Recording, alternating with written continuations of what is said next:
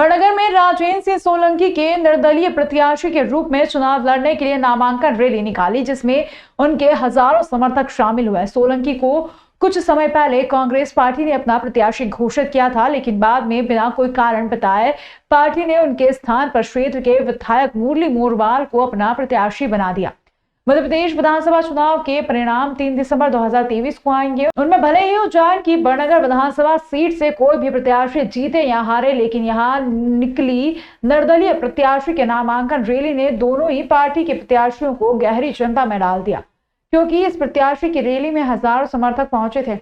उनके हाथों थामी गई तख्तियों में जहां राजेंद्र सिंह संघर्ष करो, हम तुम्हारे साथ है लिखा हुआ था, वहीं दूसरी ओर रैली में शामिल लोग गांव का बेटा, गांव की शान राजेंद्र सिंह सोलंकी जिंदाबाद जैसे नारे भी लगा रहे थे। लगभग 1 किलोमीटर लंबी इस रैली के बाद निर्दलीय प्रत्याशी ने अपना नामांकन दर्ज तो करवा दिया, लेकिन यह क्षेत्र की पहली ऐसी नामांकन रैली रही जिसमें इतनी बड़ी संख्या में जन समुदाय शामिल हुआ। राजेंद्र सिंह सोलंकी का कहना है कि पहले मुझे सर्वेक्षण के आधार पर यह टिकट दिया गया था, लेकिन मेरा टिकट काटे जाने पर मुझे किसी के द्वारा फोन तक नहीं किया गया। अगर मुझे चुनाव नहीं लड़वाना था तो पार्टी ने फिर मुझे टिकट दिया ही क्यों?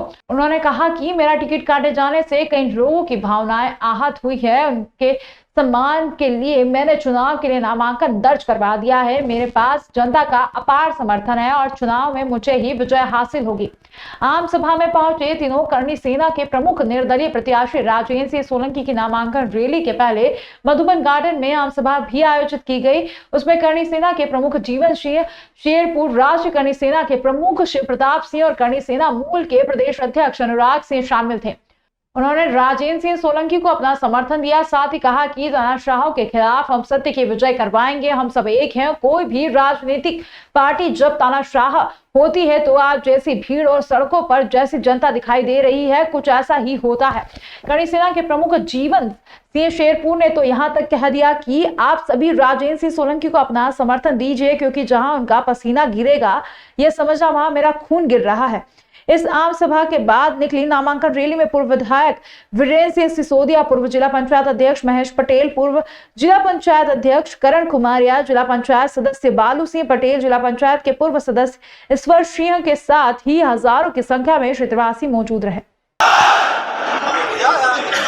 मैं आप सभी लोगों से निवेदन करना चाहता हूँ कि आप जितने भी यहाँ समर्थन में बना रहे हैं, जितने भी सर्व समाज के भाई हमारे बड़े भाई राजेंद्र सिंह जी के समर्थन में बना रहे हैं नामांकन रैली में, मैं आप सब लोगों से निवेदन करता हूँ कि यह नामांकन रैली से घर जाने के बाद आप सब लोगों की ये जवाबदारी है कि राजेंद्र सिंह जी चुनाव नहीं लड़ रहे, हम सब चुनाव लड़ रहे हैं।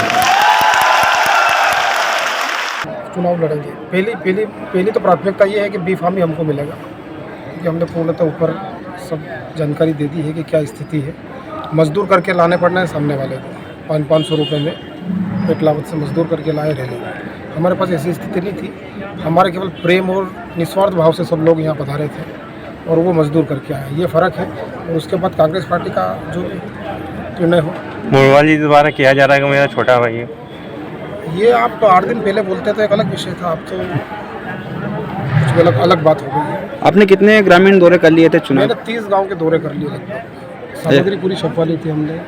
8 दिन से सब कुछ कार्यक्रम हमारा चल रहा था और एकदम हम जलोदिया में थे और जलोदिया में हमें सूचना मिली कि ये कर दिया गया और हमें किसी का फ़ोन नहीं आया, सूचना नहीं आई। तो सबसे बड़ी दुख की बात ये है, अगर काटना था तो देना ही नहीं था टिकट इनको। इस संबंध में आपकी आला कमान से बात हुई या किसी प्रकार का आश्वासन? कुछ लोग आए थे कि ऐसा कर लो, ये तुम्हारे पास समय है। समय नहीं है, स्वाभिमान से समझौता हम नहीं करेंगे।